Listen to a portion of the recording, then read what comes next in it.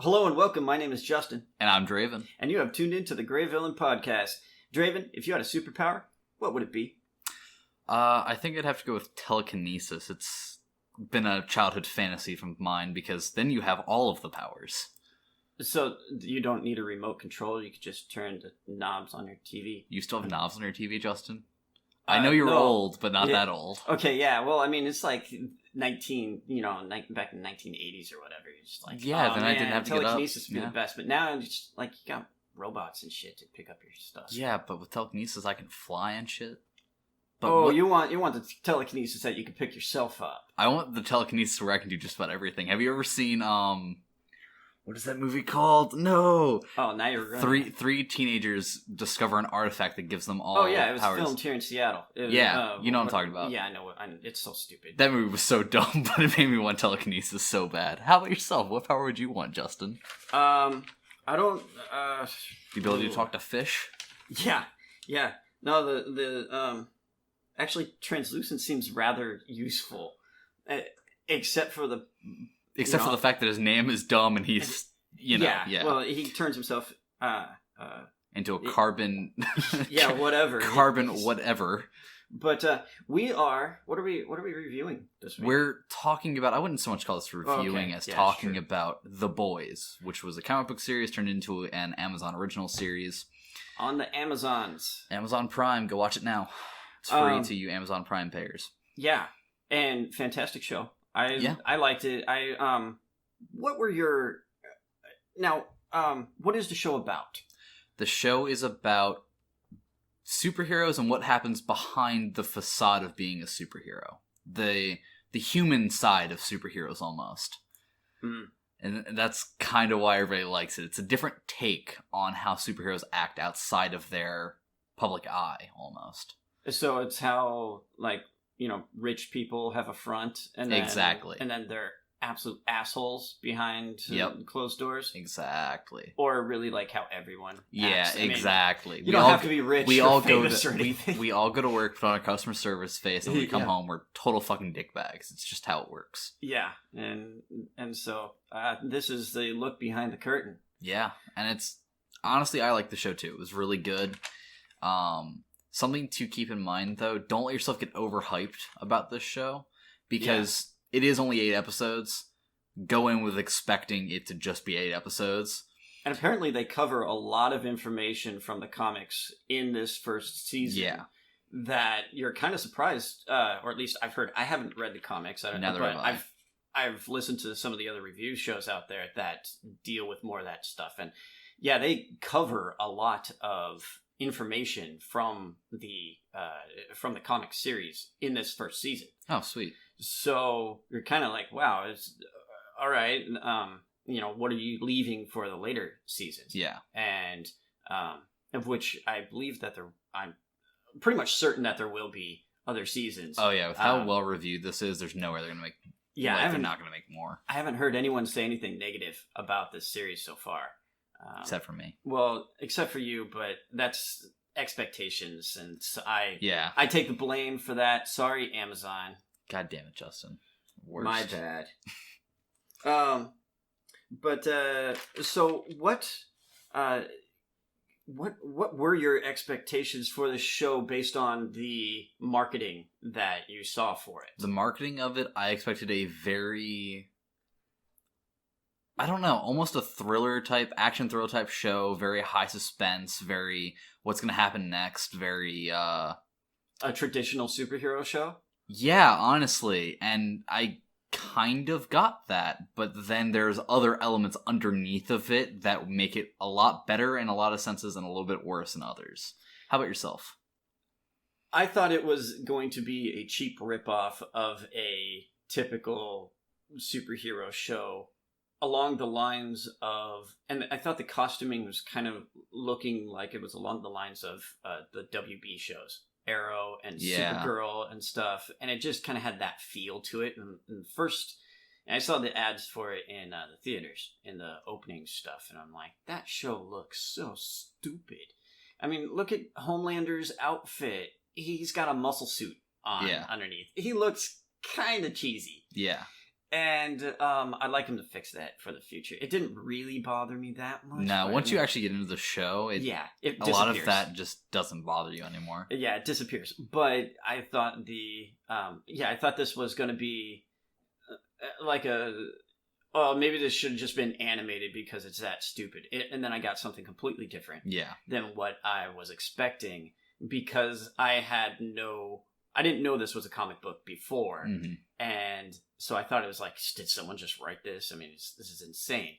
And so, yeah, my expectations were subverted because I had no idea what to expect going into this series when I started watching it. And, so let's see, what do we got? Superheroes, man.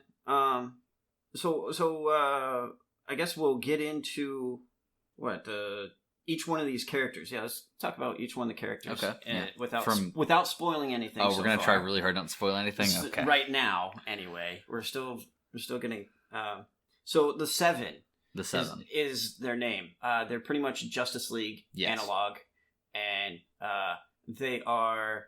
Who are the Seven? They're made up of who are the names? So you have Homelander at the forefront, then you have Queen Maeve, who's the second in command.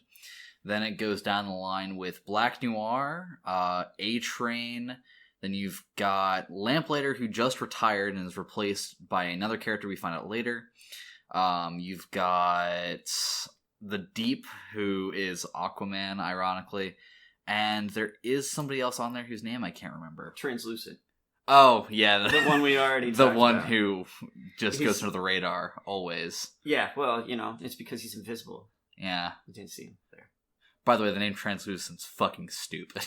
Yeah, it doesn't mean... it doesn't mean invisible. It's great. It's I great. like that they call that out in the show. It does not mean invisible. Let's see, who do we have in this... Homelander, Anthony Starr, like none of these people I've ever seen before. Homelander's played by Anthony Starr, A-Train by Jesse Usher? Usher, oh, yeah. That's literally Usher. the name Usher, yeah. Oh, A-Train is Usher.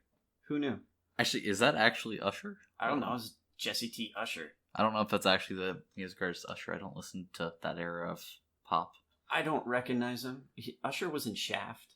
Yeah, we would have recognized. So this is just a guy with the last name Usher. Maybe that's real Usher. I don't know. I didn't recognize him there either. It's like I don't know. I don't pay attention to that shit. Queen Maeve by Dominique Elliott. Yeah. Okay, sure. The Deep by Chase Crawford. So you don't know any of these people. Black Noir by Nathan Mitchell. Who you don't even see, so it doesn't matter. He's just a guy in a suit. Yeah, he's basically a stuntman in a suit. Yeah, so And who else are we missing? Oh, Translucent is played by some other dude. Whose name isn't on IMDb, apparently. Nah, I think he's... Oh, there he is. Alex Hassel. He's only in the first couple episodes. For reasons. Because he disappears. God. He does, in fact, disappear a lot. And so what this is about is you got Vote International, Mm-hmm. which is a big corporation that... controls the superheroes pretty much. They act as an agent, kind of. Not so much controls the superheroes as so much as controls their image, their publicity, the media around them, who they protect, where they go, stuff along those lines without getting too specific. And so these superheroes, they make movies and about toys. themselves, mind you. And it's like, it's all about image. Yes. This whole world is about keeping up the superhero image, and so that it doesn't break. I mean, there's a quote by Madeline Stillwell, who is the CEO, right? Vice President. VP. Okay. And but she's the real interaction between the corporation and our heroes. And she says, gods are perfect and above it all, and it needs to stay that way. And it encapsulates everything that these guys are trying to do to keep the money train flowing. Because this is a multi-billion-dollar corporation. It really should be the biggest thing in the world. Well, apparently it is, because you see their stuff everywhere. You see their media company all over all the TVs. There's almost every time you see something on the TV, there's almost always the Vought logo on the bottom. Mm-hmm. Their newspapers are everywhere. Their comic books are everywhere. Their toys are everywhere. Anything that exists in this universe, they have a finger in. Like, they even have glassware sets and stuff like that you see throughout the show. Yeah. They are literally everywhere. Yeah, they do rallies and things, and they go visit kids in the hospital. Yep. And it's almost like a company we have in real life. Well, it's like every company. I kind of look at them like a sports franchise in a way of trying to make sure that your superstar player doesn't beat up his wife or something. Yeah. Oh. Or, when they go to the hospital, they say the right things. Yeah. So Disney. And so another a quote that I heard from another YouTuber, actually, but a really good quote, and talks about this, because think about it in this way, about power doesn't always corrupt, but power reveals. And we've heard even Michelle Obama talk about this in regards to the presidency and what it did for Barack Obama, and sort of what it's happening to our current administration, is power reveals who you are. And when you have enough power to do what you always wanted to do, then you see what the guy always wanted to do. Yeah. And that's another, just, you see behind the curtain for these people that we're supposed to be holding up as the paragons of truth and justice. Yep. and the American way, because that's what Homelander is. He's a Superman and Captain America meshed into one. Yeah, with a large dose of douchebag. Yeah, and so he has to say all the right things while on camera, but then be off camera. He's kind of who you would expect a super powerful person to be, manipulative and not intimidating. Exactly all there. Yeah, because wouldn't you be intimidated by a man who could literally turn you to mush by looking at you? Yeah, I mean, he's got Superman powers. Yeah. Literal Superman powers. He can't get hurt. He can fly. He got super heat ray vision. He's got X-ray vision. He can punch you into a wall so hard you disintegrate. I mean, there's unlimited potential with him. Yeah. A-Train is the Flash and all the terrible things that could happen when you run really, really fast. Yep. Queen Maeve is Wonder Woman without the imaginary powers. And the Whip of Truth, yeah. And the Whip of Truth, which is some of the stupidest stuff. Yeah, I don't even care. Make fun of her. Black Noir is pretty much... He looks like Snake Eyes. He looks like Snake Eyes, but he's supposed to be Batman, except he doesn't talk like Snake Eyes. So he's an amalgam of Snake Eyes and Batman. Yeah, and he likes... he's super edgy. And likes knives because of that. And Starlight, just who's the... Yeah, I want to know what Lamplighter did. Apparently Lamplighter was just a fire dude. Yeah, that's all we get from it. Stick. He has a stick that lights stuff on fire. And so he's Martian Manhunter in reverse. Okay. And but Starlight just brightens up your day or something. I don't know. Yeah, she blinds you with the light of the sun. Thank you very much. And oh my god. Then Translucent is... He has to be actually naked. He doesn't... he doesn't turn his costume invisible. He just has to be naked. So he's just wandering around nude. Yep, the entire time. The whole time. All right, we're going to get... and then Vote International. And then we have The Boys. Wait a minute. Hold on. There's something I want to cover real quick. Yeah, I want to talk about... He walks around nude and for some reason can still see himself even though he is completely invisible. What do you mean sees? He can't see himself. He knows... you know where your own person is. Yes, but how reliable is that? Because there's plenty of YouTube videos out there talking about how invisibility is really bad because to see light has to reflect off the back of your eye. So light reflecting is important for you to be able to see, which means he literally can't see when he's invisible. Which also means how does he navigate at all? Because he can't see at all. I think you're bringing a little too much science into my fantasy. Yet they try really hard to make him sound scientifically plausible. I'd like to point out. Yeah. Throughout the show, they reference how his power works, and they science it up real hard. You see? Yeah, no, I get it. They did half research into their science facts, these motherfuckers. Because it probably... I mean, it's like... yeah, fine, whatever. You know, I mean, Suspend disbelief. Fine. Yeah, we gotta make characters here. Fine. We do also have Superman with various issues, so I guess I can't talk too much. Yeah, Superman's got his problems growing up, and so that was where are we? Yeah, okay. The boys. Who are the boys, and what are the boys? The boys, without getting too spoilery, the boys are a team of unsuperpowered individuals who are basically freelancers for different government agencies. From what we hear, though, they specifically tend to work closer with the CIA, and their job is to help bring down Vought and the superheroes. That's basically all we know about them, except for the core characters in this sense. But I don't know if we want to jump right into who they are and what they do. Let's say spoilers right now. Yep. So if you haven't seen the show, definitely go see the show, because it's a good show. Go watch it. Even if you're tired of the superhero genre, I actually think this is kind of perfect for that. Please go watch if you're tired of superheroes, because this will give you a reinvigorated look at superheroes. And even if you don't want to watch any more superhero shows after this, make this the last one you watch. Yeah, because it feels like, okay, so I'd say like the DC universe, or if it's a thing anymore, but the DC stuff is like all fake because it's Gotham and Metropolis, and it's like, it doesn't really exist. But the Marvel stuff, it's like, oh, it's in real life. But the heroes don't feel like real people sometimes. Because they're like, why are they always so good? There's only a few heroes in MCU that I could believe are real people.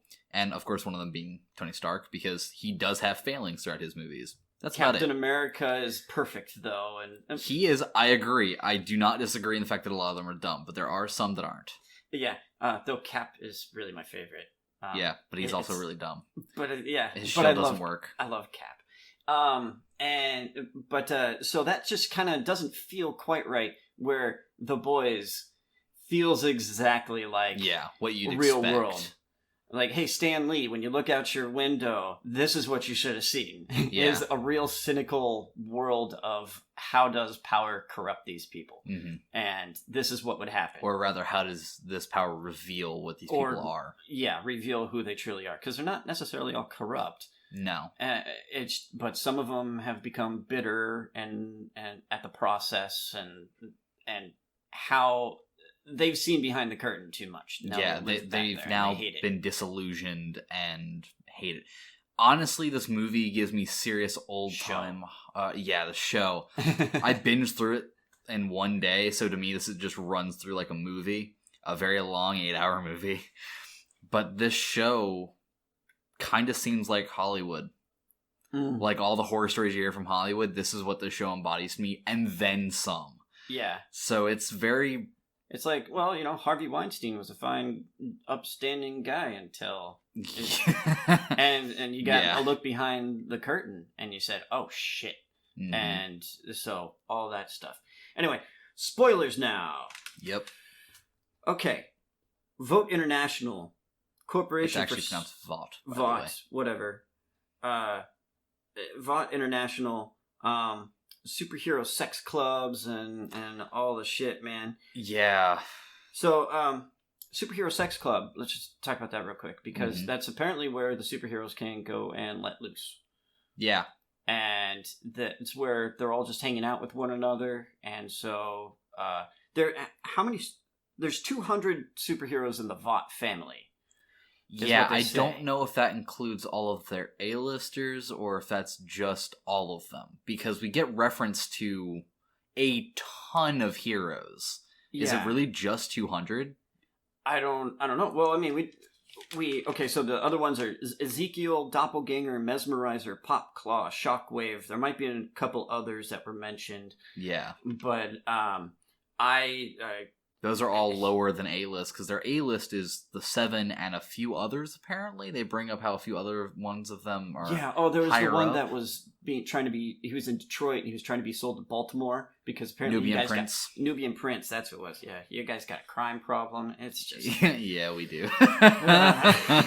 When the show brought up statistics, I'm like, you're not wrong.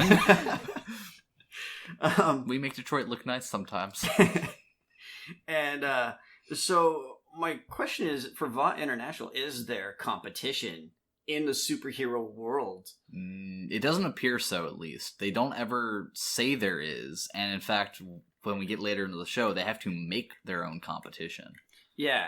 The heroes are taking upon themselves, or, well, one of the heroes. How much do we want to spoil this? Are we willing to spoil the whole thing? Because you're in spoilers already. If you're here... That's kind of the thing. We're going to talk about this shit. I don't want to...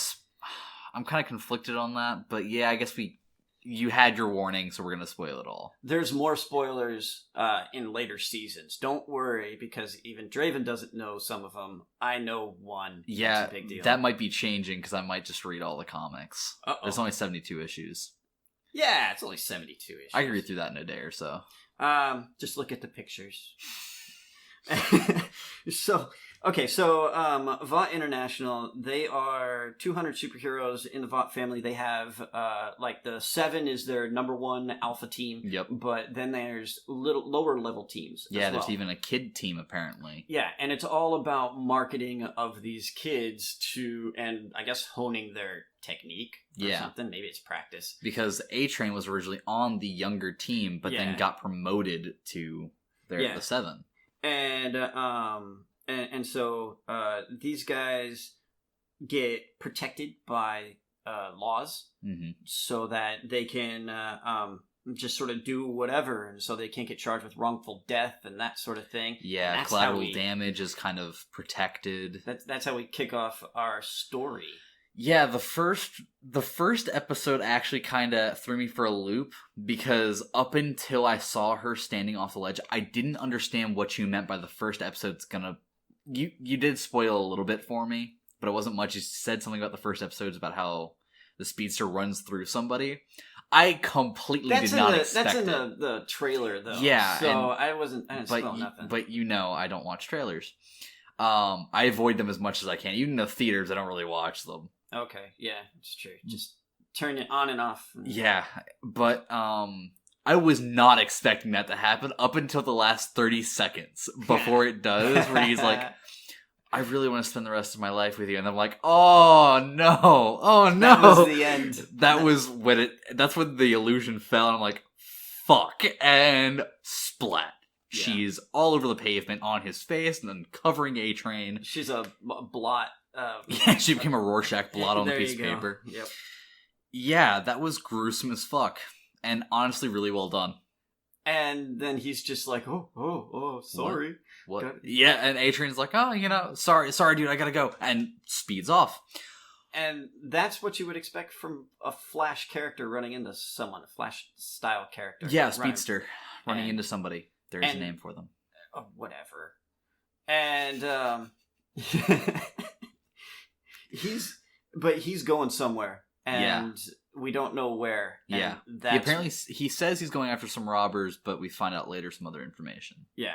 But that also introduces us to our main character. One of our main characters. One of our main protagonists, Huey. Huey, who is a spineless little wimp from the middle of New York. Yeah, played by Jack Quaid. Yeah. Who I actually think was a really good person for this role. I have never seen him in anything else, but he fit the type of character they had him playing. Yeah, he did. So in the comics, the Huey is drawn like Simon Pegg. And so you would think, Simon Pegg would actually be a really good character for this role. But he's a really good actor. Old. He's a little on the old side, so he instead plays Dad. Yeah. And he's still great as Dad. He's great in pretty much everything. Yeah, Simon Pegg's hard to fuck up, to be honest. Yeah. You can't put him in a bad role. I don't like the Star Trek movies, but he's still fine as Scotty and stuff like that. You know? I mean, I can't say I disliked him in anything. Yeah. And so we get to, let's see. Marketing, demographics, the Superhero Sex Club. Go back and talk about that, because we see some stuff real in there. Yeah. Where we see one of our characters, Ezekiel, he's like Stretch Armstrong type character, or Mr. Fantastic. Yes, I guess. We don't know who he is, really. They do mention as they're walking into the club that he's like the god pushing the right wing side of the demographic. He's very much into the godly thing, religious camp, stuff like that. Yeah. But we don't really get much more than that until later on in the series. Yeah, and so you could kind of forget about it I did. Mm-hmm. Yeah. I did too. I was just like, okay, it's just some weird guy, and I guess it could just be a one-off character, and you would never know until you come back to him later on. But he's getting fresh with some dudes. 3 dudes. 3 dudes. Yeah. So he's sitting on one couch, and then he reaches over, and it's like, this is a superpower that I think our president would probably want. Yeah, a lot of use out of those stretchy ass arms. Yep. Grabbing all kinds of stuff. Yeah. And so, but he ends up being a religious guy. So one of the things about this show is that it's very cynical and very much into our real world. Yeah. And how you can manipulate people, and they use the same avenues that people are influenced by, and they use that to influence people's opinions. Yeah, manipulate the masses of certain demographics to do certain things. Like, later on we go to a religious rally, which reminded me a lot of Evangelicals? The T-Evangelicals, them. They're the ones who do the TV stuff that are really fake and overblown. Those guys. The super mega churches. Yeah. It reminded me a lot of like one of those rallies, or what you see from those rallies. Yeah. And it's like, oh, so you're trying real hard. And the entire point of the show is to show us how hard they're pushing behind the scenes for certain agendas. Yeah. Vought is exactly what we fear most out of our media. Uh-huh. Out of all facets of the media, that is exactly what we fear most, is what Vought is doing. Yeah, and I agree with that. They're doing it very well, in fact. They've got masses of teens following their rhetoric. They've got masses of adults following their rhetoric. They've even got the DoD involved in some of their rhetoric. Mm-hmm. They're manipulating everybody from behind the scenes, and it's... They manipulate senators. Yeah, it's fucking terrifying. They manipulate you they manipulate kids by selling marketing stuff to them through TV shows and music, pageants and competitions, and posters on your walls and toys and all the stuff, and then the religious aspect of it, and then there's a political aspect of it. They want it in every part of your life, and so what we see is behind the scenes there. So Vought International, they're just terrible. We only see one real major player from Vought. We do get introduced to the second one. We get introduced to the CEO guy, but very briefly, and he's kind of there and gone. But he was in Breaking Bad. Yeah. I don't know his name. Don't even ask. I'm sure it's on. He was what's his name from Breaking Bad? Because I forgot about the other one. It was in Breaking Bad. Last deal. Whatever. I forget his name too. He's the important guy. Whatever. And the chicken guy. He had the Los Pollo Locos. He owned that. Yeah, I don't watch Breaking Bad. Oh, I did. I didn't watch the final season or 2, but I watched up through. The only things I know from that show are "Say My Name" and "Science, bitch." That's literally all I know from that show. So the memes? Yes. I'm the one who knocks. Yeah, that too. All right. Walter Tidy Whities. And so Madeline Stillwell, president. Vice president. She's the main contact that we have for the 7 and these characters. Mm-hmm. She seems to be the more hands-on management of the 7 specifically. And she gets very hands-on. Very hands-on with one of their members. One of the members, yeah. Uncomfortably so. The lead member, Homelander. Yeah. So, real mama's boy. His character, because it's all about marketing, he's marketed to the masses as pretty much Superman. With Nazi punching tendencies from the Captain America side of things. Yeah, but his youth, he was raised in a laboratory. Yeah, where nobody wanted to do anything with him. Why? Because he's a superpowered baby who could punch holes in walls. His temper tantrums must have been fucking terrifying. And if you're armed with a baby, You don't have to have seen this show. They did it in Incredibles 2. Yeah. Yeah, you're right, where they use Jack. Yeah. I didn't think about that. Yeah, they did it in there, and then they did the same thing here with a little superpowered baby. Laser eyes. Yeah. Used him like a gun. I actually just saw a video yesterday, about this guy. He has a cat in his hands, and he's like, yep. He aims it, and he goes, meow. Yeah. I shared that on Facebook. Oh, that was you? Yeah. Okay. It's one of my favorite things in the world. And so it's sort of the same thing. Yeah, if the Mao was superpowered. Yeah, you just have to manipulate the baby just a little bit to make him shoot. Yeah. Exactly. That's exactly what happened. So if like imagine if your baby got upset or something, and you're eyes fucked. Just destruction. And there goes your house. Yeah, and so you would keep this baby at arm's reach. No, in 10-foot pole reach. Yeah, you would rub its back with a 10-foot pole with a mannequin hand on the end. Just make sure you don't get hit. And so because of that, Homelander has one, he has no backstory as a child.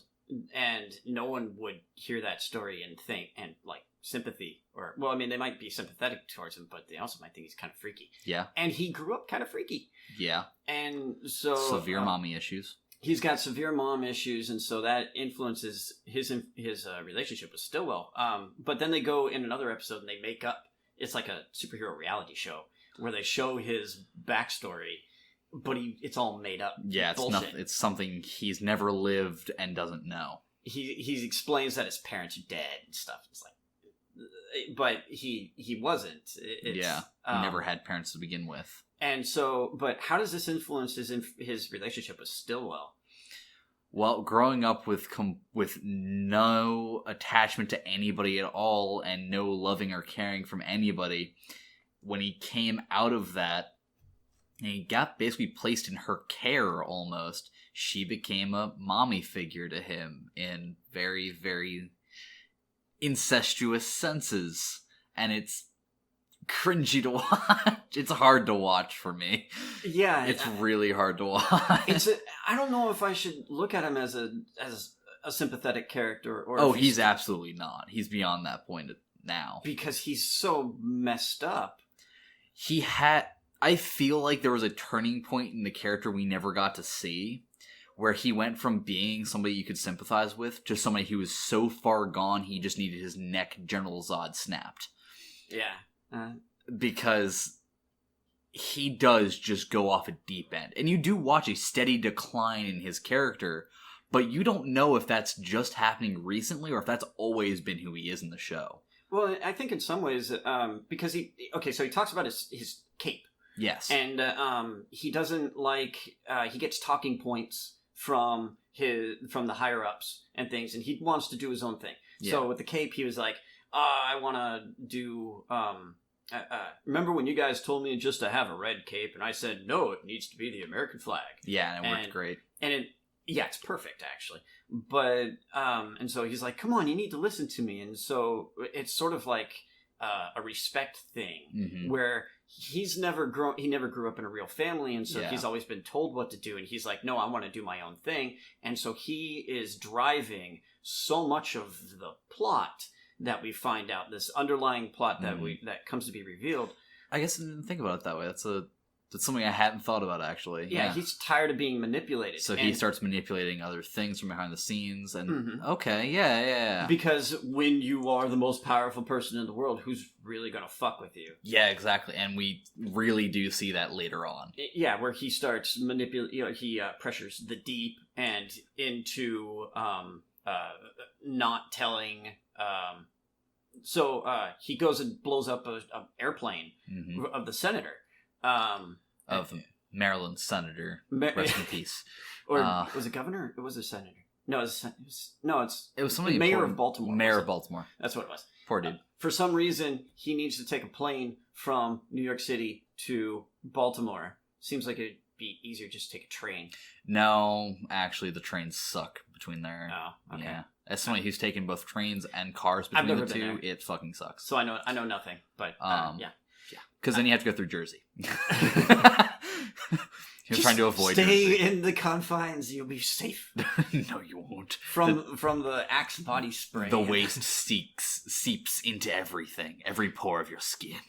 But Stillwell is well, I'm gonna talk about her relationship with continue that.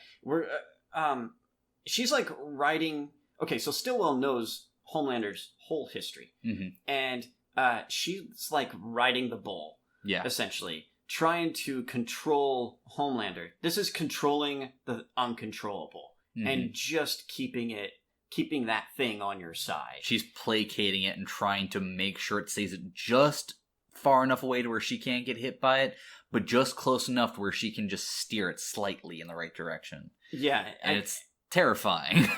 Not being a parent, but I can sort of see it as the parent-child relationship and trying to keep your child on the straight and narrow, even knowing that they are a doomsday device. Yeah. They will just explode.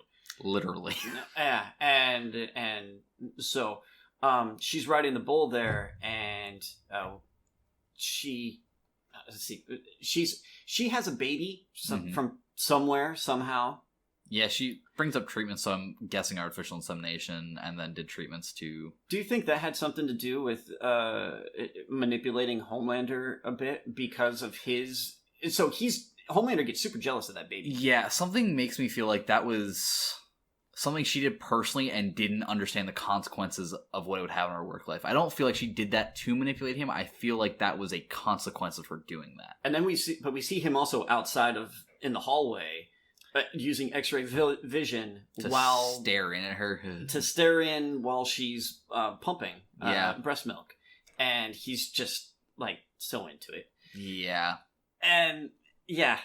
So, and she knows that he's out there because she has a camera in the hallway. She's known the entire time. So she knows that, so she's using it because she's the object of his desire. And so that's how she stays on top, because she's like, I can't let him get too close, but I gotta keep him. But I mean, he is the moneymaker. Yeah, he's not only the moneymaker, but if I do something wrong, he'd snap my neck without me doing anything about it. Yeah, and then you find out he's also trying to manipulate things on his own because he's tired of being the kid. He's tired of being told what to do. And he's a grown man at this point. I mean, don't you see his muscle suit? He has to put that sweaty ass muscle suit on every day for you people. Yeah. So let's Queen Maeve. Mm-hmm. Queen Maeve is the wannabe Wonder Woman, the cheap Wonder Woman. She's just like powerful. Yeah. She's got nothing besides that. No, we don't really see her much, to be honest. But she used to be wide-eyed, bushy-tailed, and full of... Yeah, she used to be the young, hopeful superheroine. And she used to be in it about the mission of saving people, but over time, the industry just broke her down and broke her spirits. And once she saw what was actually happening, she got cynical about it and then just repressed all of that happy-go-lucky stuff, because she realized that no matter what she does, it's never on her own volition. It's all the company. It's all the marketing. She can't go save anybody. She has to save specific people. She can't go stop all crime. She's got to stop specific crimes for her demographic. Yeah. And yeah, that can make anybody depressed. And she's also apparently an alcoholic, and it's bad. She's one of the only characters who I sympathized with really hard and then felt really bad for throughout the entire series, because she tried and just gets shafted over and over again. So what we see is she is essentially the old broken version of our newest character. Starlight. Yeah. And so Starlight also comes in having... Oh, let's see. Where do I want to go with this? Just keep talking about Queen Maeve for a sec. Queen Maeve, and the scene that we see the biggest question of perception versus reality, the airplane scene for... this scene also hurt a lot. So right now we don't have the heroes in the military. Mhm. In fact, the heroes are kind of kept out of the government. Yeah, they're intentionally suppressing heroes out of any government positions and any military positions because they don't really specify why, but I can understand why. Well, they kind That's of a don't lot. trust them, and then they're also a win button. Yeah, And it feels weird to have them in war when the other side doesn't. It's just like, and they bring up the completely fact that nobody else has superheroes except for the U.S. currently. yeah, so that's And- that's a weird thing. And if they send, let's say, Homelander over to, they actually directly bring up Korea.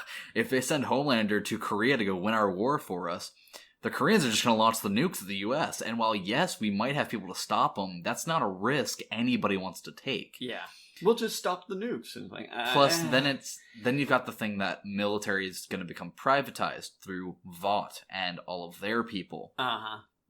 So I could totally understand why a government would not want these people in their military because it creates more issues than it solves. Yeah, and so there was a plane hijacking. Yes. A plane coming over from Europe to America, and there are 4 terrorists on board, and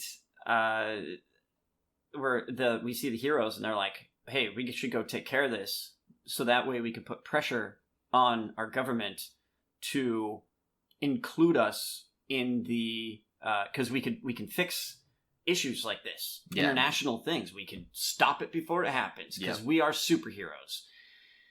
And so then they take Homelander and Queen Maeve, head out and get on the plane. Weird choice of heroes to send right off the bat. Only one of them can fly, and Queen Maeve. Well, we don't really know her powers that well. We know she's strong. That's it. She's like indestructible. She jumped in front of the car at the opening scene. Yeah, and then she gets shot a bunch of times and the bullets don't affect her. So I guess she got whacked in the face with a baseball bat. Yeah, and it didn't affect her. During sparring. So I guess she's just super durable and super strong. We don't see a ton about her. But I'd put that on an airplane. Yeah, okay, I get. Just to me, it feels like if you have extra flyers, which they apparently do, because they have 200 plus superheroes, send your flyers to deal with the airplane issue. Not one that's got to rely on the other one to carry her away if something goes wrong. Well, like, what if you're like the Hawkman or whatever, and you got these big ass wings, and you're like, doorways, you can't get on the plane. Because, like, it got fold in. You guys can't see the glare I'm giving Justin right now.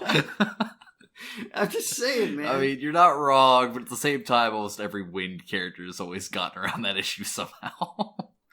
Falcon's wings retract into his backpack. Archangel from X-Men, his wings retract back towards his back. There are ways around this. They're super big and cumbersome and would make sitting in chairs really hard. Yeah, it really would. That sounds like hell. Yeah.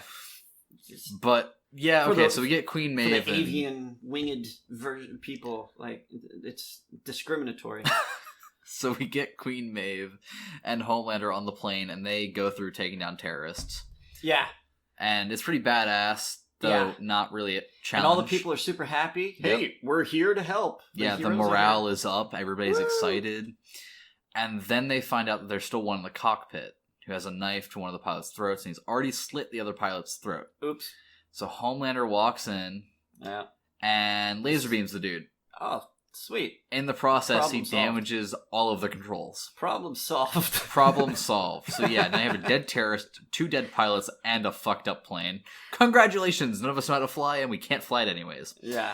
So what does Homelander say they do? He starts heading for the back to get the fuck off the plane. And Queen Maeve's like, no, just like carry the plane. Yeah, carry the plane. Because, by the way, we've seen Superman do it before. Yeah. I don't think the structure of the plane would actually hold up very well. But then you've got, like, she goes, well, just take them down one at a time. Come on, we can get these people down. I also strongly believe you can carry more than one at a time. I believe you can carry at least 4 in his arms and then drop them down. One of my least favorite scenes... Iron Man 3 was a disaster. One of my least favorite scenes. Oh my god, don't bring that up, please. Monkeys. I hated that damn scene. It was so stupid. Those people would be torn apart because of all the weight on each one of their joints. But they're dead.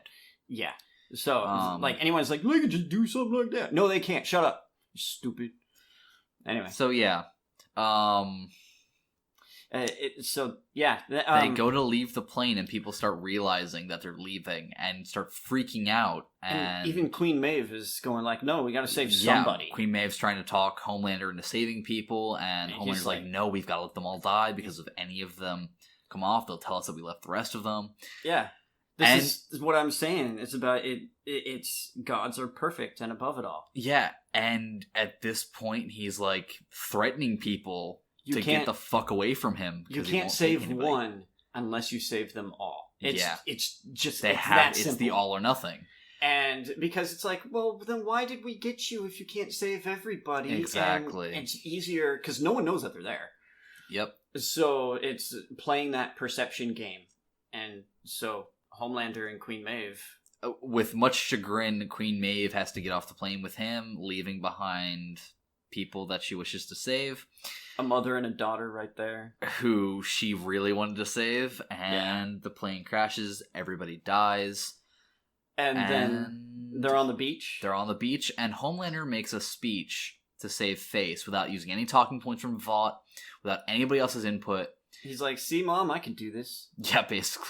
Really. Mommy loved me. He's constantly trying to prove himself. He's trying to prove himself. He's trying to prove that he's worth it. And he's actually really good at it. Surprisingly good at it. And depressingly good at it for the storyline's sake. And he basically plays up the fact that if they were allowed into the military and were in the loop, they would have been there before anybody else and could have stopped this from happening. A couple more minutes and they would have, all those people would have been saved. 3 minutes and everybody would have survived. So you got to keep us in the loop. Instead, it's like 911 not quite getting there fast enough. Yeah. And it's, if you guys had been here a couple if there minutes was one less if there was one less middleman, less middleman. And so that's terrible. And that's the real cynical look at things. And Maeve just stays silent the entire time because she can't stand this. She hates it. Everyone would, but at the same any sane human would fucking hate this. I mean, if you like, okay, so let's imagine the opposite happened. Let's say they saved 2 people there. Mm-hmm. What would the reaction to it be? I do not believe that people would have looked at it as they only saved 2, but I know that there are media outlets that would play it up as they only saved 2, especially when you get the fact that they're trying to go for a military contract. It would definitely get played up that way. Yeah. But I think everybody's first reaction would be, wow, they saved these people. But then as soon as media starts rolling out, it's going to be, oh, they only saved 2, these selfish bastards. And that's what they're trying to sell. That's exactly why. Yeah. You should have sent more people then. Why did you have such a timid response to this? Yeah, you should have sent them all. You should have sent all your flyers. You should have had people coming from everywhere. But no, you only sent 2. Yeah, and so this should have obviously been the number one response, and it's it's exactly that. So it's I mean I like there's so much going on. You in the like show. and hate the duality and the behind the curtain of the show. Let's see. Let's go to let's talk about Starlight for a second, because she will eventually. Well, we don't know this, but she at the beginning of the path of Queen Maeve. Yes. Starlight is she's played by Erin Moriarty, is her name, and she was in Jessica Jones season 1. At the very beginning, she was the girl that was grabbed by David Tennant's Purple Man. She's fantastic. Jessica Jones season 1. Definitely check it out if you haven't. But her name is Starlight. She comes from a single parent family. Mm-hmm. Her dad left when she was young. She is where did she come from? What town was it? Did I write it down? Des Moines? Yeah, that sounds about right. And she is just a small town. Yeah, small town gal with hero powers. And she can light up her hands and blind you. And she's got apparently strong. Has some resistance to force. Like you see her get hit, but it's almost like they have no effect on her. So it's kind of like with Maeve, where she does take hits, but half the time it doesn't affect her.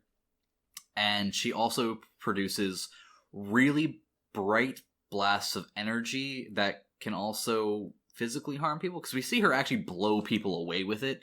Yeah, I guess it's force powers. So it reminds me of a mix of Starfire and Jubilee from the X-Men. Because Starfire has all the blasts, but Jubilee does the blinding stuff. So kind of a mix of the two.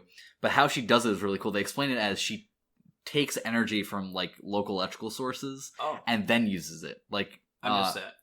In the last meeting where we see the CEO, she's sitting there with the military dude, and she waves her hand over his phone to light up her hand. And the phone starts flickering. She goes, yeah, the way my power works is XYZ. Okay. It's a stupid little scene, but again, it's those little things I like. Yeah, that's good. So she's kind of a badass, and actually one of my favorite heroes out of all of them with her powers. I really like how her powers manifest. She goes to pageants. Ever since she was a kid, she did pageants. Because this is something that her mom really wanted. It was really, it's, so much of children succeeding at early ages is because of their parents pushing them into the thing. Yeah, when they brought up pageants, I was like, oh, I see where this is going. Yeah. And you just kind of know. And so everyone thinks that these kids are chosen by God, I guess, is the story. Or it's just random. It's like mutants. But and instead we celebrate these people instead of shunning them. Okay. Or shooting them in the face at birth. Yeah. And so then Starlight goes on, but as she gets a little, let's see, she first day on the job, we meet the Deep. I fucking hate, there were points in the show where I just hated it because of these characters. So Starlight's super cute and everything, and she's hanging out alone with the D. Do you mind if I take this one? Oh, dude. Yeah, because I can see you kind of. So Starlight is on the first day of her being with the Seven and in their Avengers Tower, and she meets the Deep, and she's talking with him, and he's kind of talking himself up, and. I'm number 2. Yeah, I'm the number 2 here, and then she brings up how she had a poster of him, had kind of a high school crush on him, and you can already feel where this is going. And then she turns around, he has his pants off, and he's jacking it. What? And he's super casual about it, and she of course gets freaked out. It's her first day on the job. She just got here. I mean, you got a crush on me. And this dude's literally sexually assaulting her, and then it goes further and further until eventually there's a fade to black, and then you pick up again with her puking over a toilet. You can kind of put 2 and 2 together there. It was 3 minutes max. It was 3 minutes max. It's exactly what he fucking says. Oh, I hate him so much. He deserved everything he got. I wonder if Shamu is disappointed with him or not. That was my favorite part about his character, was how much he got shit on for being such a little asshole. Yeah. They bring up go fuck Shamu's blowhole at some point in the show. Yeah. So good. When Homelander is making fun of him. Oh, yeah. So eventually we find Translucent, and at the bottom of the ocean, he's just like, so the Deep, he's like, one of my really good friends, it's a porpoise. It was a dolphin, a porpoise. He's just constantly shit on. Oh, man. Poor Deep, except he deserves every fucking minute of it. He's so lame. What else about Starlight?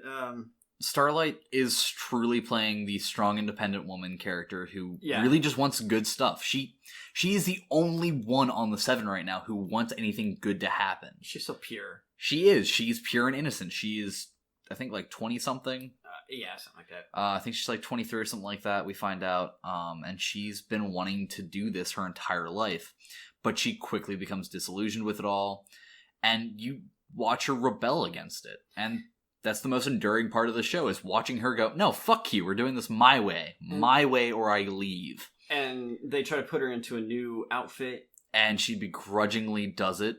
But the outfit, it shows you're comfortable in your own skin and willing to AKA, show it. It's slutty as shit and she hates it, because why wouldn't you hate it? It looks dumb. It did look, I mean... It was dumb looking, and Must have chafed like a bitch. No wonder what's his name was putting Vaseline on his nipples. Yeah. The suits chafe. And so eventually she says, I don't know how much they want you to be a hero, but just look like one. Yeah, exactly. It's an image. And so that was our it's first... the reoccurring theme of the image. You have to uphold the image. Let's talk about Translucent real quick, because he's super quick to talk about. Yeah, he's literally one and done throughout the show. Just a quick blow through here. In the scene that you see her puking over the toilet, you also get introduced to Translucent's powers, where Maeve walks up and throws a dirty napkin at him or something, and he reappears just jacking it in the girl's bathroom. Because apparently that's what he does. She noticed the Kleenex that was there. Yeah. Oh, I didn't think about that. Yeah. Oh, no. I just realized what all that was about. Yeah, oh, fuck. Okay. Well, that's how you get introduced to him, and that's apparently the type of dirtbag he is. He's like, they make jokes about him going and just creeping around a gynecologist's office. He's a bit of a perv. Yeah, so, I mean, wouldn't you be? If you could... No, because I have fucking morals, Justin. No, fair. Because you don't have powers yet. If you had the power, I have we would morals. See... it's, you know... it's possible. They say, well, Translucent has a wife and kids. No, an ex-wife and a kid. Oh, okay. Well, maybe it's because he's a bit pervy. Exactly. What the fuck? But he has someone that cares. He gets killed in the second episode of the show. Thank Christ. He cannot be damaged by anything to his skin because he turns his skin into a carbon nanomaterial that is both reflective to light, which makes him invisible, and also tougher than diamonds. Yeah. He actually gets captured because somebody figures out that carbon super conductive, so shock him, and he goes out like a light. It seems like that would have been all over the internet. You would think, but forever. No, apparently it's not. So no they shock thought him. About this, really? Not even on like a 4chan Reddit board or whatever? No, somebody probably has, but against 4chan or Reddit, so those people are nerds, they don't leave their armchairs. Take it for somebody who does. Yeah, but that's where you would go for the information. So, yeah, they knock him out using electrical wires and then keep him contained using electricity. Basically, they finally kill him by shoving a brick of plastic explosives up his ass. An ass bomb. They ass bombed him. His death, perfect, super gory, super awesome. I loved it. Yeah, he was walking out so... He was so ready to take on the world and be done. He was so confident and cocky, and then, click, boom! Totally ripped him a new one. His skin didn't blow up. That was the thing. And so you have all these pieces of him sitting around, and it's like, you gotta get rid of it. Yeah, because they can't burn the skin, so they instead put it in a trunk made of zinc-covered copper, or zinc-covered steel. Yeah. Lock it up, and throw it into the ocean. Yeah. And they did zinc because? Because Homelander can't see through zinc. That's the one thing. Superman, it's lead. Homelander, it's zinc. Whatever. We also find out the van that one of the characters owns is also lined with zinc for the same reason. Because remember when Homelander was walking past the van, he's looking at it, he can't actually see through it. Yeah. I was wondering, like, was he looking through it or not? But to me, that kind of screams no. That's why he was suspicious. Yeah, and then he hears the explosion. So he's got to dip out. Take off. I'd like to point out again, we're not actually reviewing the show per se. We're just talking about it for the most part. So there's 8 hours worth of shit. Yeah, we're not going bit by bit for you guys. There's too much. Translucent's pretty much done there. We got A-Train and Black Noir. Which one do you want to do next? Let's do Black Noir next again. He's a really quick one who we don't get a ton out of. So, yeah, super edgy guy. He likes bladed weapons. What about that fight scene? Black. I kind of hated that fight scene. Really? Oh, yeah, there's a lot of cuts, and it was dark. A lot of cuts, very dark, and he's a character who's wearing all fucking black, and they put him in a dark alleyway. They did everything I hate in modern day fight scenes. He was a grayish type. He was a gray villain. He was exactly why we made this show. We can make fun of those guys. I hated the fight scene because half of it you don't know what's going on, and the other half you just watch him cutting a girl up. That's literally it. But he wrecks her. Yeah, he doesn't eviscerate her, and it's great. Though she has her come to Jesus moment. Because her superpowers are... Yeah, regeneration, super speed, super strength, blah, blah, blah, blah. Not going to stay on her for too long. No, because she... Well, yeah, she just kind of shows up. And yeah. This little Asian girl that they find locked in a room getting... We know what she is. She's one of the only adults to survive being put through the treatment that turns people into superheroes. Yeah, so that's a huge reveal. Yes, there's a... which we'll get to... Later, we're going to talk about that. After we talk about A-Train. Sorry, I have to supplement that in there for you guys to understand why she's important, but we're not going to talk about it too much until later. Yeah, so A-Train. So are we've talked about Noir? Everybody else. Noir's really good at the piano and Noir... stuff. Okay, so he doesn't say a word. He's Snake Eyes. He's a ninja. You know nothing about him. This is why I hope they have a second season, because I actually just don't give a shit about this character at all. And you will. I will, thank God. Okay, finally. It's a big deal. But let's go to the Deep. We haven't actually talked about the Deep. Oh. So we have to do the Deep and A-Train. Okay. Oh, yeah, well, what happens to the Deep? So the Deep gets his gills fingered. The Deep gets what's coming to him. Yeah, his gills forcefully fingered. She goes super deep. Into his gills. So he gets... It's being that it's all about perception. Mm-hmm. And he... would you call it rape? Starlight. Sexual assault, yeah. Yeah, I was having a bit of a problem. Like, I don't know if it's rape or sexual assault or what. Sexual assault would be the term to use. Okay. Because it was definitely not really consensual, but yeah. Sexual assault. Have you ever had a well, no, I won't ask that, because that's obviously not. It seems like a blowjob has to be consensual just by the nature of what it is. It's almost... I mean, but it's not. But it's like one of those... She was like, very forcefully coerced. Yes. So in that case, sexual that was assault. My issue with, like, is it rape or is it... Because it's not, but it's not okay. Yeah, it's a weird gray area where you just know it's not right and you don't know what to call it. Yeah, I was trying to figure out what crime was committed right there. Yeah, so sexual assault's just the same amount of jail time as anything else, to be honest. Sure.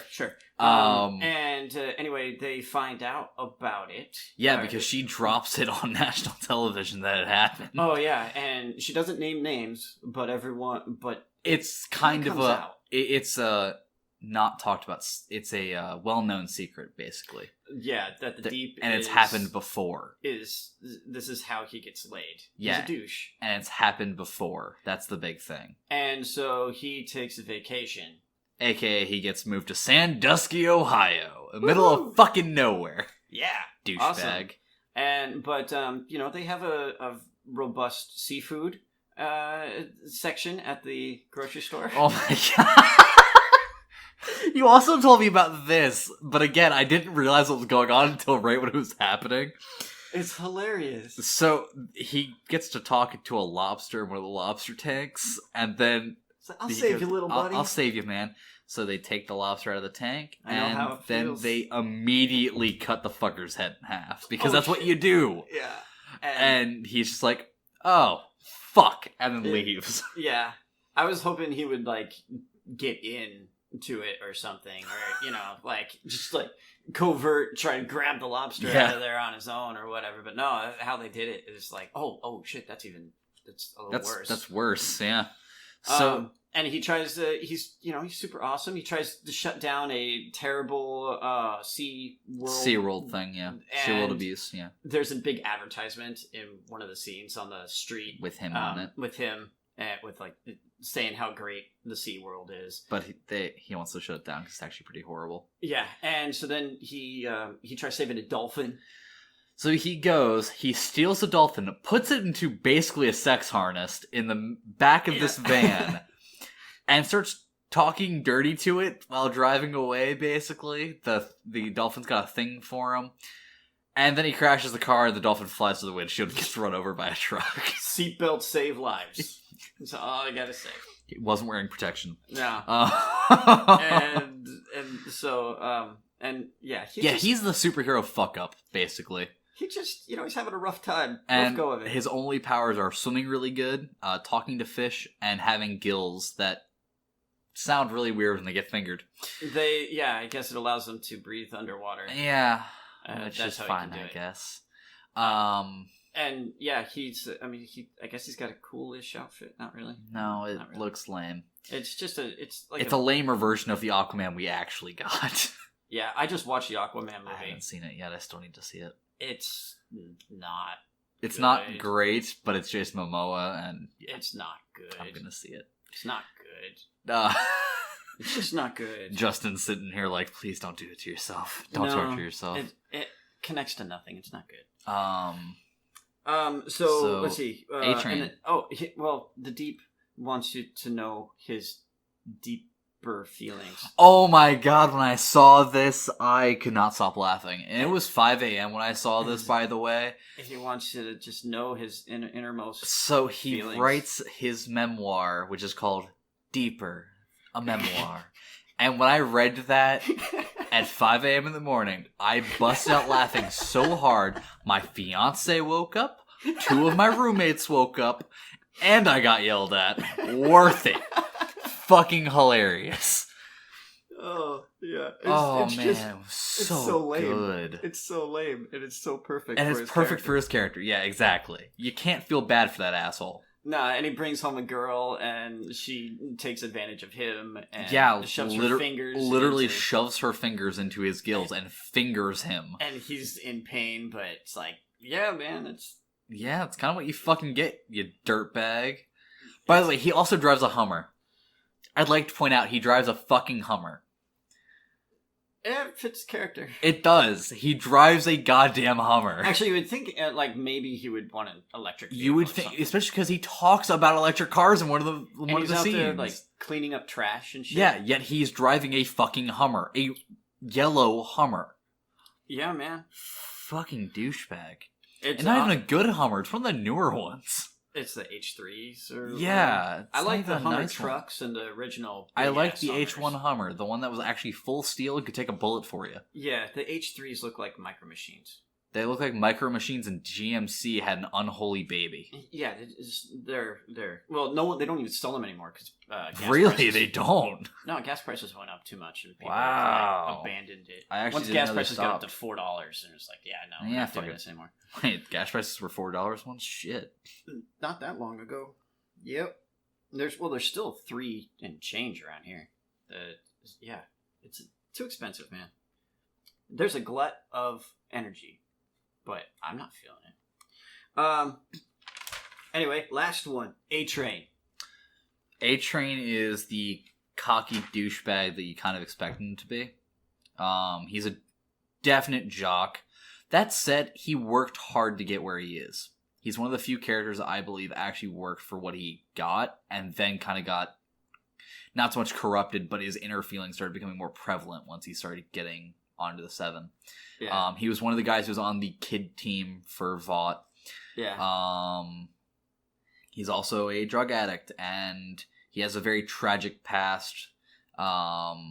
Basically, how he discovered his powers was he outrun bullets that were getting fired at his house. He's a family man deep down. Like, he hangs out with his brother. His brother is his trainer. It's kind of weird that dead mom. They have to train. Well, it makes it feel more real to yeah. me. The fact that he's still training to get better, that makes it feel a little bit more real to me. But he also has to keep up because what happens? So he's got a race. Yeah, he's got a race with another speedster who Shockwave. He's afraid might be faster than him. So afraid that he turns to a drug. But Shockwave's ready to bring the shock. Rock the shock. Rock the shock. Yeah. Shockwave's a giant dick too. They're all. I mean, come on. They're all douchebags. Fair enough. I should stop saying that because they're all giant douchebags. Yeah, but A-Train, also, guy. It would be natural that he would have a bit of a foot fetish, right? Or he likes to get his toes licked or something. Again, that scene just made me feel weird. Yeah, he's got like a Tarantino-esque foot fetish. But Sorry, so he's super. He's like, if I don't win this race with I'm Shockwave, fucked. I'm off the team. Yeah, which he's not wrong. He would be. Yeah, because you don't want the second fastest guy. You exactly. want the fastest. And so he gets steroids for supers. Yep, which is called Compound V. Yeah. It's very important. And so he shoots up before it. But what does it make you? It kind of, it's like cocaine. Yeah, it hypes him up. It gets, it basically just gives him another shot of superpower straight into his veins. Like, quite literally. And so he gets all jittery and he stuff. He gets hyped up. It's like a lot looks like it's on cocaine, yeah. Or a lot of caffeine. A lot of caffeine, cocaine, sort of jitteriness, ready to go. Yeah. And it makes him so powerful that when they're on the starting block, his shatters. Yeah. And he runs forward and beats him by a solid half a second or so. We didn't even... Yeah, the race was only like... Not even half a second. Yeah, the race was so fast that it was over before it really began. Like, you watch them lap. It's the least... being a sports fan, it's the most anticlimactic thing. Because it's like... I imagine it's going to... It's similar to going to the horse races or something. Yeah, except... Over in a second. Yeah, faster than your sex life. You know, the horse race at least lasts for like 2 minutes. Yeah. And it's an all-day thing. This is a one-time thing that lasted for less than half a second. And then it's done. Like, and there's all these people that showed up for it. And they're cheering. And they're like, we have to see the instant replay, otherwise we won't know what happened. Yeah, we don't even know who won, regardless of how close they are, because we can't fucking see them. Yeah. It's so stupid. But, I mean, of course you would turn it into a big event. Yeah. And it probably raised millions and millions of dollars. Especially on those overpriced beer and nachos. Yeah, and it's probably on pay-per-view or some shit. And everyone wants to see it because these guys are hyped to the moon. And, but our guy, A-Train, so he was hopped up on coke when he blasted through Huey's girl. Yes, we do find out he was hopped up on major amounts of Compound V, as well as delivering it somewhere. Yeah, so he was headed somewhere. He wasn't headed to a bank robbery. Nope, we find out there was no bank robberies going on that day, no alarms. And so technically he would not be... he would be liable for her death in that case. Yeah, he wouldn't be protected by the laws. And so that gets us on to this. We then get the... is there anything else we want to mention about A-Train real quick specifically? Because I want to talk about other than his love interest with another character we find later, no. Which is about where I was going to go. So the boys are Billy Butcher, Huey, Mother's Milk, Frenchie. That's the boys. They are Billy Butcher is Carl Urban. The other two you're not gonna know from anyone. No. Or Mother's Milk, Frenchie. You're not gonna know who they are. They got brought together by this chick named Mallory. Mallory was part of the CIA. She was one of the directors in the CIA who had them basically working against the Supes. Yeah, looking into the Supes, but because you don't want them looking into the Supes, then because you need to keep that image up, and so these guys, Mallory's grandkids. Yeah, so Frenchie we find out that Frenchie was supposed to tail a specific hero to make sure he didn't do anything, and Frenchie got distracted by a girl. And Lamplighter then lit her grandkids so on fire that even their teeth were burned away. Yeah. And that was the disbanding of the boys. Mallory then quit her job, apparently, and retired. And the boys went back to being their normal day jobs. Except for Billy Butcher. Billy Butcher never let it go. Because he got brought into this for this. And he stayed in there because he doesn't give up on his promises. Because he had a wife. He had a wife who, do we want to tell all of it? That might, well, I mean, if you're gonna, that's a pretty big...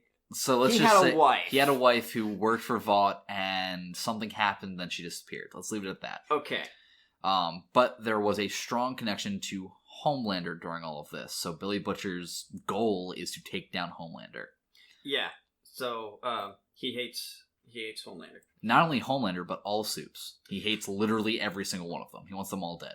And so he finds out about Huey's problem with his dead girlfriend. Yeah.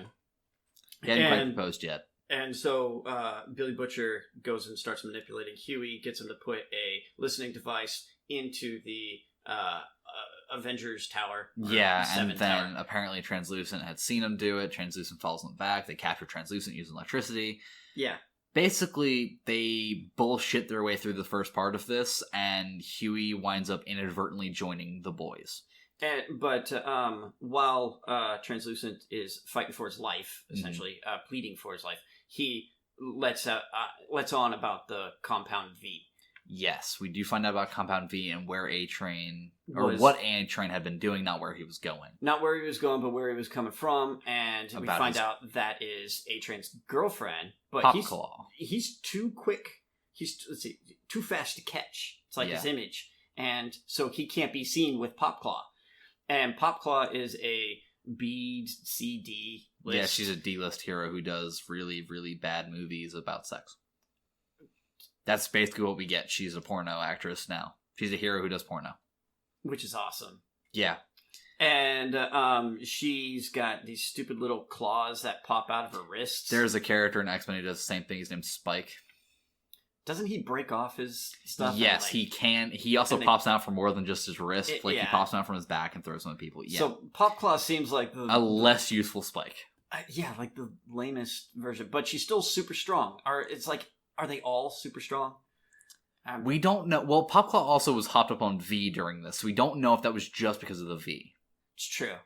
Okay, yeah. Because she doesn't appear to show any of that elsewhere except for during that scene. So she gets left at home during the race, but she wanted to be out there, and she thought she was going to be out there with A-Train to show that A-Train basically lied to her. Yeah, because, it's like, baby girl. My job's more important, fuck off. Yeah. Basically what happens. And so she has the drug kit for... Fix kit. The fix kit for this Compound V. It's also really sad that when he looked at it, I was like, oh, yeah, I know what that is. It's really sad of me to both realized, but continue. Yeah, and so then our boys had started monitoring her because they find out about the Compound V, what it's all about, all the stuff. Mm-hmm. We get to the story, and so then they go and take it from her. Stuff happens, but they steal the Compound V. Well, actually, no, they don't actually get it. They don't get it from her because she doesn't have any. She used the last of it on herself. She used the one, yeah. So then she told them where A-Train takes it. Oh, around where A-Train takes it. They go and find where he was taking it. Right.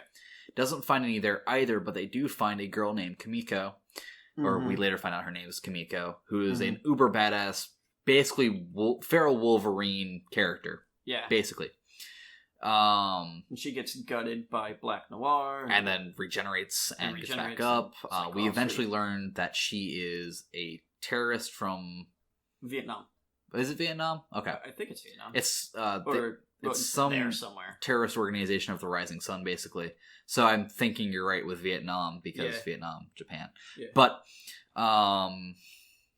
she is one of the first adults to be dosed with V to become a superhuman, because V is what makes people superhumans. Yeah. And apparently it has adverse side effects on most humans, let alone most adults. Mm-hmm. That's why they do it on babies, because apparently they have a higher chance of living. Yeah, they can take it. So we find out that Vought has been controlling who becomes a superhero since the beginning. For over 5 decades. Yeah. They've been making the superheroes happen. Yeah. So it's all a big conspiracy theory. Especially because near the end of the series, we find out that Homelander, not Vought, Homelander has been distributing it to different terrorist cells to make supervillains. To make it so that they have to be put into the war effort. Yeah, to try and manipulate things even further, because it's all about money. Yeah, exactly. And power, and so it's like we need some villains. Like one of the main reasons that the DoD and all of them won't vote in this bill to allow superhumans to fight is because there's so much money in military technology, like Lockheed Martin and General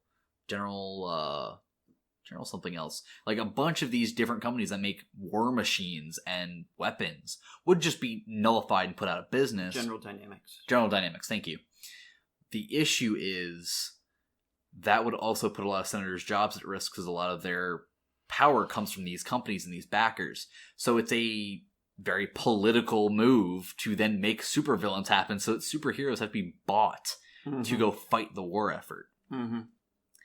So you get kind of a taste of that. In some ways, it's a lot like what we saw with the Mandarin trying to manipulate both sides of the one part of Iron Man 3 I actually liked.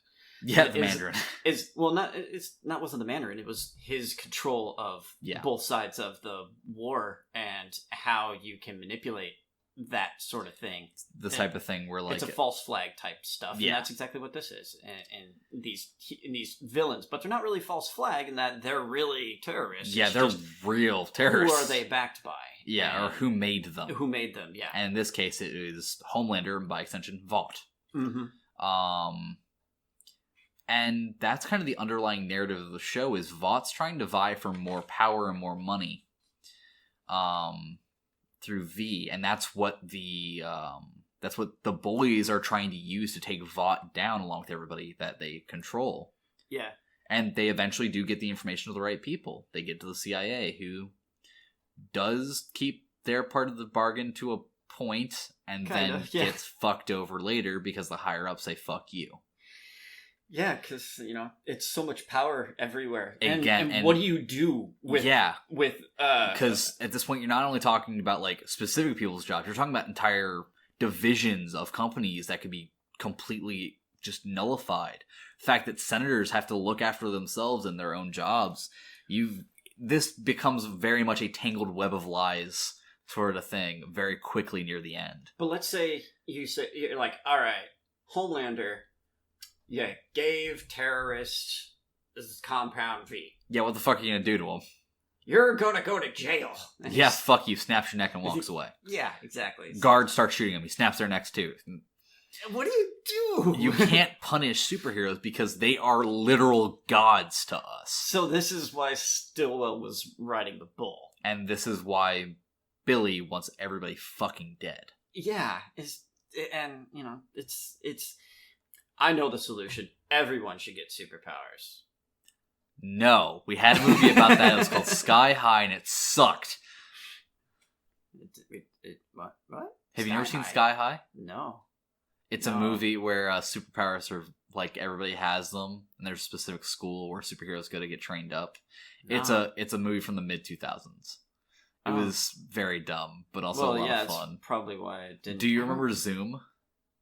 The movie about the superhero family? No. Fuck. There are all these movies from the mid-2000s about superheroes that are basically based around the core concept of everybody has powers. What happened in 2000? A lot of drugs. I had other stuff to do. I had a lot of jobs to work. Yeah. What happened in the 80s? I don't know, Alice Cooper. A lot of drugs. Cocaine's a hell of a drug. Rick James, bitch. Fuck your couch. So, yeah, I mean, this show is very much something you need to watch to fully grasp. Like, we could be here for 3 hours, we still wouldn't be able to cover everything. Yeah, there's characters, Doppelganger, and what the things that he can pull off. It's all about controlling a character like that. Because on his own, he can just do whatever, but... With this company, he can influence nations. And in fact, he does. Yeah. And Mesmerizer, who's a nice little a cameo by someone you'll recognize. He sees things. He does see things. And then Ezekiel, who's... controlling the religious front, basically. As a superhero. And so he's all about, it's all ordained by God and stuff. We are brought by God to give divine justice. And then, in fact, Homelander drops a biblical quote. Mm-hmm. Up on stage. Hebrew 24:18, I want to say. Yeah. And, just like 2 Corinthians, it really it drives home. Yeah, like he goes full fire and brimstone at this rally. And I think you don't even have to drop a real Bible verse; they'll still follow you. Yeah, and I mean, this entire company is about manipulating and controlling everything, and even if the company doesn't have its hands directly in it, it's got agents working for them in it. Like Ezekiel does run that charity, but he's controlled by Vought. Yeah, because that's the thing. It's like Vought owns everything, and that's why Vought I think owns its heroes. That's why I think Compound V is probably a compound that was created by Vought. That's why I'm unsure if there's any. No, that scientist who made the compound is who Homelander goes to. Okay, and so then Vought is the only corporation that has superheroes, so they have no competition for anything. Yep. And America is the only ones with superheroes, and no one finds any of this weird. in any of this world. I guess you have to just sort of create something. Don't think too far. But Rather, I think it would be weird. I think it breaks down to no other country wants to fuck with us because we apparently have superheroes. Well, no other country wants to fuck with us because we got like 300 million guns anyway. But that too, but now we have superheroes on top of 300 million guns. Yeah, so yeah. No country really wants to fuck with us at the moment or ask questions, I assume. But a Translucent, he also sums things up really well. We're the Seven, Earth's most mighty. Champion of the innocent, motherfucker. Yeah, exactly. And so when he's just beating the shit out of Huey and those guys, and he's locked in a cage, he's just like, we are gods. You cannot touch us. Yeah, they know that they're above everything. Yeah, so just keep it. But they're arguing about like points. They're sitting around their table. Oh, arguing, yeah. He's like, this guy's getting 4 points on his merchandise. He's like, you get 4 points? Wait a minute, you get 4 points? It's the entire don't let your employer don't talk to other employees about your wages because then you'll know you're not paid the same. Something Well, like now that. you just sue your company so everyone gets paid the same because like everyone should get paid the same now. I don't know. It's a political thing. Regardless of how productive you are, you should just get paid the same just because. Hey man, I live in Seattle. I'm okay with this, but it's like some of the ideas are a little too far gone. Yeah. Yeah. So I don't know how. Is there anything else really worth talking about in this? It was a good show. It was a good show. What would you rate this show if we were rating it like our movies? I really like I really, it's not over. That's the problem. At least rate the first 8 episodes we have. It's an 8 or a 9. I'm really interested in what happens. I really want to see the next reveals. I want them to go a little more, take that next step. Yeah, a few levels deeper. Yeah. So I really want them to go further with it, and I'm happy that the show's getting a quality reception to its kind of darker stuff. Yeah. So yeah, it's an 8 or a 9. I'm gonna go with an 8. Okay. I'm gonna have to go with a 6. I screwed it up for you. It's not so much you screwed up for me. It wasn't just that, it was the pacing. The only thing I have an issue with in the show is its pacing's way the fuck off. So, the first 2 episodes are super high impact, super high energy. The next 2 episodes are kind of mid-level, and you expect a dip to happen after a giant start like that. But then every subsequent episode past 4 just gets slower and more bogged down. You get less and less of heroes, and you get more and more of just talking in every episode past that. Well, it's because they have to set up all the stories.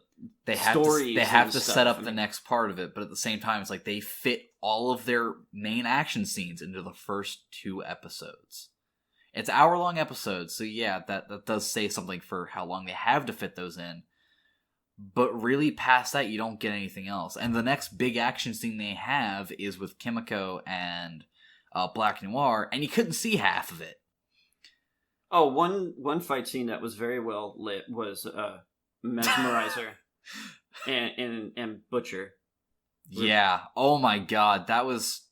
But again, that was a really good scene. I really liked that. I really, really liked that. But again, it's one thing out of the last 4 episodes of that season, we'll call it. Out of 3 fights that happened in the last 4 episodes. Because really, you don't get any more fights past that. Well, the fights... See, that's the thing. I'm not sure that you're going to get a lot of fights because they would just be completely one-sided anyway. It's all about... It's like that cat and mouse game. The mouse don't fight the cat. I agree, but at the same time, they opened really hard with literally 2 people dying pretty... Like, in a fight. Like, when you have Translucent going at it, and then how he dies. You're not going to have anyone left by the end of the season. That's why they didn't. But again, I feel like they should have paced it better instead of opening with us killing one of the 7. Because then it set a precedent for me where I was like, okay, so we're going to have a death every episode. I figured we were going to have somebody dying every episode, and no. Hell, I think 5 and 6 had nobody die in them. Oh my goodness! And it's like, again, it's just they set an expectation and then didn't deliver. So yeah, I'm going to have to go with a 6. I feel like the pacing was off. Sounds like the problem is your expectations. Yeah, that's. I'm fine with that. I think 6 is solid for it. I think everything else about it's good, but a 6. Well, so they should have gone with the team up. That's what you're saying, because people love team ups. Oh my fucking god. That stupid line is so true. Yeah. What have we got to lose that we haven't already lost? So yeah. I don't know, it was good. I definitely recommend seeing it, but when you watch it, do not expect it to keep the same energy throughout the entire show. Don't expect it to be as consistent. Yeah, because it does bog down because they have to tell the story and do the setup for the rest of the seasons. I also feel like I'm kind of jaded due to other superhero shows where they do kind of keep the same energy level per episode. Yeah, the shitty ones is what you're saying. I guess we'll see. I don't really see. Well, I guess we'll do a compare and contrast with like Falcon and Winter Soldier when that comes out, because that'll be the first other TV show that's put on this level. Yeah, I don't really want to talk about DC TV shows too much because they all fucking sucked. But I refuse to watch DC stuff. Gotham. Yeah. I really liked Gotham because what the energy level they set at the beginning of their seasons is what you get for the entire season. Okay. And then when they moved on to the next season, they upped the energy level and then held that same energy level. They sometimes went above it, but they never went lower. And the same way, it's consistency that matters. And again, I love the story they're telling. I cannot wait to see more. I just hope they at least stay consistent when we see more. Yeah. I hope that this lull was so that we could get more high impact stuff in the next season. Yeah. Instead of more of this in the next season. I think there's gonna have to be a real big fight and clash at some point. Oh yeah, I want to almost put money down now that Maeve, Starlight, and a few other B-list superheroes gang up on Homelander at some point. It's gotta happen. Because Maeve has a breaking point where she just won't be able to take it anymore. Yeah. So does Homelander remember his interaction that pissed off Butcher? Like, apparently he does in some sense, but not really. Like, it doesn't stick out to him, but he does remember her.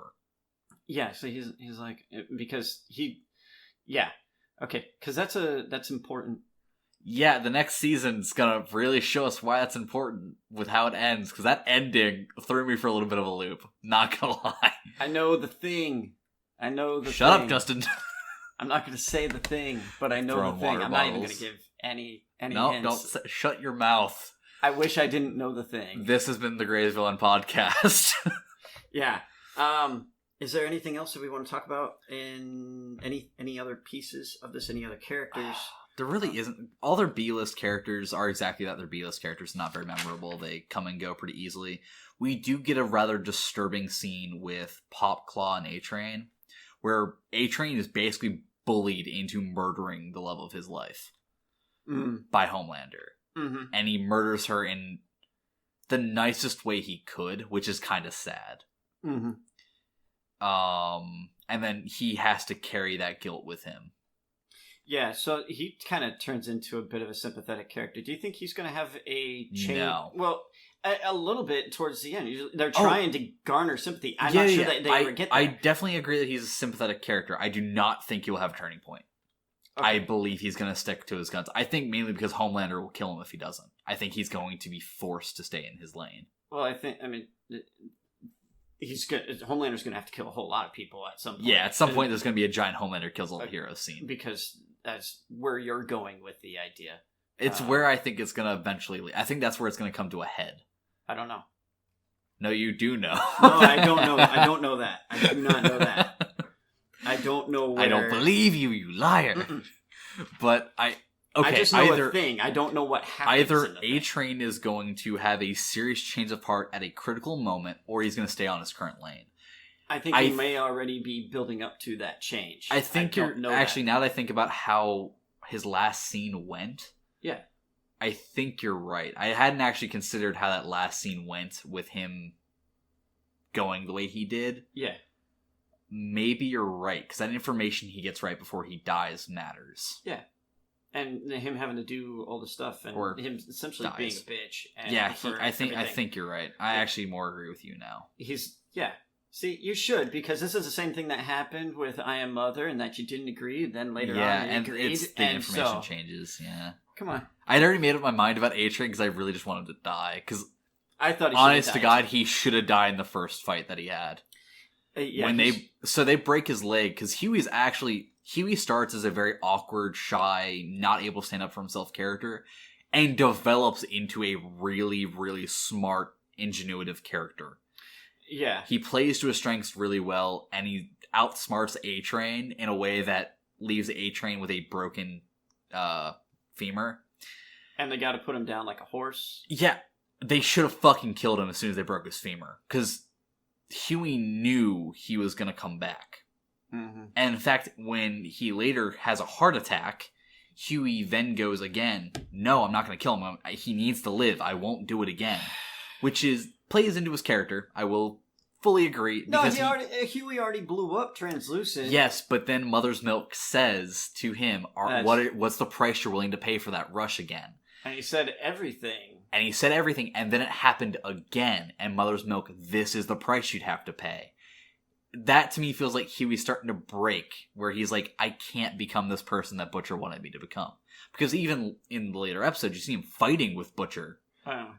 Because he doesn't want to give up Starlight, because Starlight is not a bad person. Butcher wants everybody dead. That's true. So, I feel like Huey's not only Butcher. developing a spine for himself, but actually deciding where he's going to go that isn't led by Butcher.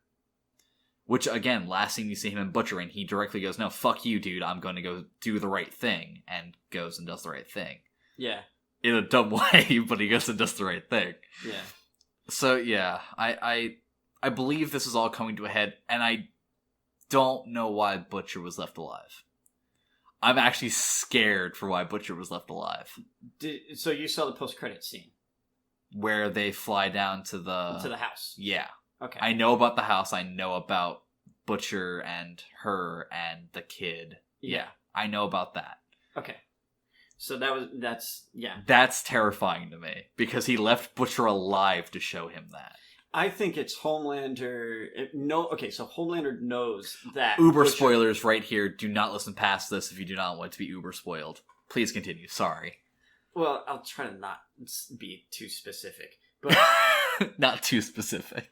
Homelander knows what Butcher wants. Yes, that's what terrifies me. And so that's why he didn't let Butcher die, because he wants it hurts so much more knowing that this thing is happening. Yeah, that's what terrifies me for the next season. He's just so sadistic and evil. Yeah, what's going to happen next season with her and the kid? That's what terrifies me. Yeah. And so it's just so good. It is. No. Don't get me wrong. I love this scene. I love that reveal. It threw me for a loop. I actually was not expecting it. Yeah. Which is something I can't say for a lot of these things we review, is that at this point, I still didn't know that was going to happen. Yeah. When he did his final act and I thought Butcher was dead, I was content with Butcher being dead. Uh-huh. I was honestly going, okay, sweet, his character played out. His character's done. Uh-huh. But then it opens again, and you're like, fuck, you know what's happening as soon as he opens his eyes, because you hear the sprinklers, and you're like, no. Fuck! So, yeah, the end of this show really got me going, and definitely made the show better, and made all of the lead up to this point worth it. But now I have to wait for the next goddamn season. Yeah.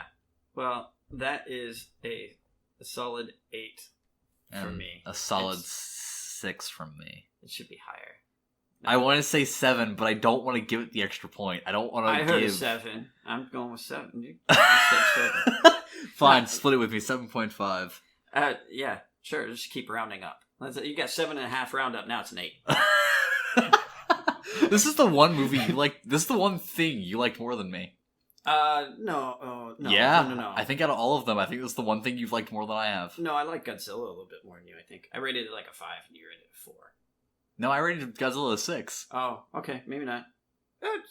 Yeah. I'm pretty moderate in all my ratings. I don't ever rate anything high. Except for I rated Spider-Man. Spider-Man I rated really high. Yeah, we did.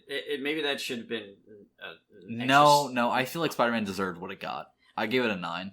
The only problem is Edith. And after sort of thinking about it, because we do these podcasts right after we see the thing, and then it doesn't give us a lot of time to reflect. And this is the first one we've had a shit ton of time to reflect on, because he's had like a week and a half to reflect on it, and I've had 2 days. Yeah, and I Am Mother as well. That allowed me to it lets the ideas marinate, and then I come up with other stuff. If time was not an issue, we would definitely let these sit for longer. Yeah. But release dates and time is an issue. Anything else with this show other than like just go watch it on the Amazons? Please go watch it. It's a great show. It is worth seeing. And it might be superheroes, but it should reinvigorate you a little bit for a different this is a better, in my opinion, better take on superheroes than we've gotten. Yeah. Okay. Anything? Did you watch anything? You want to recommend anything now? I have not watched anything. I literally spent all of the time I had watching this because it is just about 8 hours of content. I got one thing I kind of want. Kengan Ashura. Kengan Ashura is on Netflix. It reminds me of Bloodsport with Jean-Claude Van Damme. Or there was another Van Damme movie, I think it's a different one, where the only scene I remember was like he was fighting some guy in a swimming pool. It was an empty swimming pool, and he was fighting. I know what fight scene you're talking about. I don't know what that's from. Yeah, I don't remember the movie, but it's not Bloodsport. No, it's not Bloodsport. It's another one of his movies. It's basically the same movie. Yeah, I saw it on TBS or TNT back in the 90s or something. But Kengan Ashura, it's so some of it's so stupid. Like it's a bunch of fighters, and it's Japan, it's anime, it's 30 minutes a show, it's 12 episodes, so it's like 4 hours. You just binge it real quick, super good. The fighting though, it's like each one of the fighters is sponsored by a corporation, and they and then that's how they deal with their legal disputes, is they get their fighters to go fight. And it's like, this is so stupid, but it's okay. I mean, just if that's how you have to create a tournament thing and whatever. And but then when they introduce the fighters, they're like, this fighter 6'3" and 215 pounds. His company that is Nintendo, and they're worth $1 billion. And it's like, why do I give a shit about how much the company's worth? How is that relevant to anything here? But they like to do it for every single fighter. It's anime, so everything's got to be over the top. Yeah, okay, so I'm not a big anime fan. I've recently started watching. I'm a very big anime fan. I'm very glad you got into anime. Well, only good stuff. I don't want to get into this shit. Oh, no. There's always shit anime you have to watch. I have quite a few. But there's this... The thing about how much the corporation is worth, it's completely irrelevant. Yeah, it's arbitrary. And yet they put it in there. Yep. And I'm like, is this an anime thing? Nope. Like a trope that they always do? No, but it's not a trope that they always do, but it's very on par with what they do. They always give too much information, and sometimes it's stuff that doesn't matter. Like, it's not One Punch Man, but it's another show about heroes and stuff like that, where they give the height, the weight, the sex, and a personality trait. Oh. Yeah. Like a random personality trait or a factoid about the people. Yeah. Stuff like that. They will always give some irrelevant piece of information just to pad it a little bit. And it's like, yeah. Well, they also talk about like, this guy's got a different fight style. So that's the thing about that reminds me of Bloodsport is all the different fight styles that were there, and it was kind of cool to see that. And it was sort of what MMA was at its very original inception. Peak. Is that you had like a sumo wrestler in there. And, you had a guy who did capoeira and another guy who did Krav Maga. That was it. Yeah. But now everybody practices the same three. Yeah, it's the same. It's all just judo and judo, striking and something else. Judo, kickboxing, and whatever. Krav Maga usually. Yeah. And so this is different and it's cool, and I was thinking like, could they turn it into a TV show or a movie or something? But I don't know if they could do that. But it gets to the first quarter of the bracket in the first season, so there's a lot left to cover in Kengan Ashura. 48 episodes.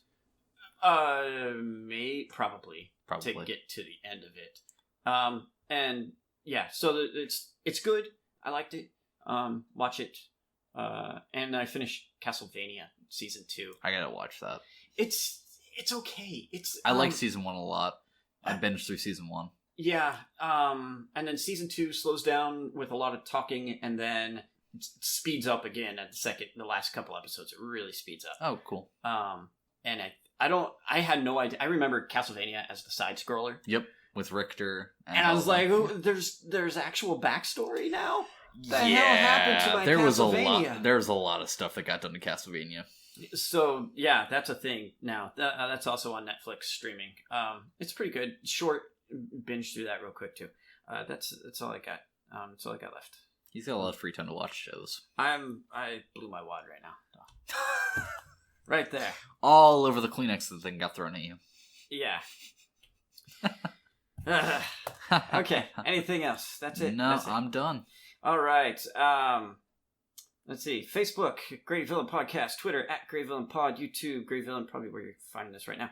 Like, comment, share, subscribe. Talk about us. Everything you do spreads word. And we're getting out there like a meme. Not like a plague, like a good meme that gets spread around. To all your friends. Like a plague. We're pretty horrible. Okay.